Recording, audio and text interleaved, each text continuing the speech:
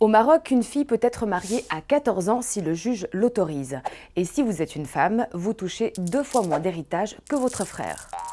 Aujourd'hui, le code de la famille ne colle plus avec la constitution marocaine, ni avec les conventions internationales ratifiées par le pays, ni avec l'évolution de la société. Alors ça tombe bien parce que le roi Mohamed VI a lancé une réforme.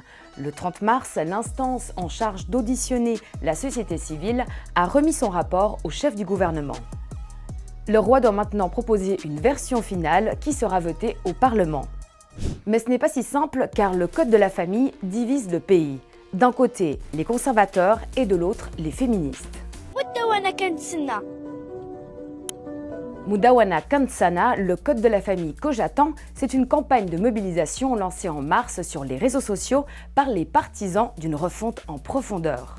Parmi les revendications principales, mettre fin au mariage des mineurs. Leur place est à l'école et non pas dans un mariage forcé, à subir des viols et tout ce qui va avec. En 2004, l'âge légal du mariage pour une fille était passé de 15 à 18 ans. C'est très bien que les filles ne puissent plus se marier tôt. Ma sœur s'est mariée à 12 ans. Elle en est tombée malade. Mais le juge peut accorder une dérogation.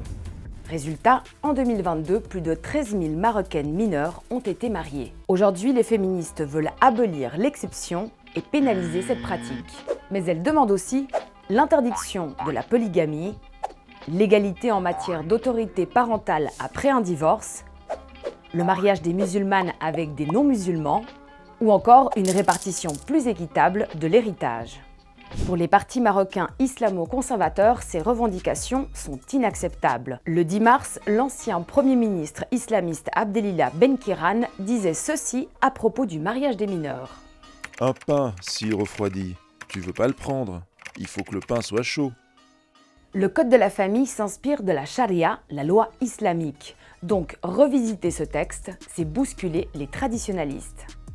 Le 2 avril, un cheikh salafiste affirmait dans la presse marocaine « Je refuse cette approche consistant à vouloir adapter les textes de la charia, y compris le Coran, au contexte actuel et aux désirs des uns et des autres. » Au Maroc, le roi, c'est aussi le chef spirituel des musulmans. Alors, jusqu'où pourrait aller cette réforme que le roi Mohamed VI a dit souhaiter en accord avec l'esprit de la charia et les spécificités de la société marocaine ?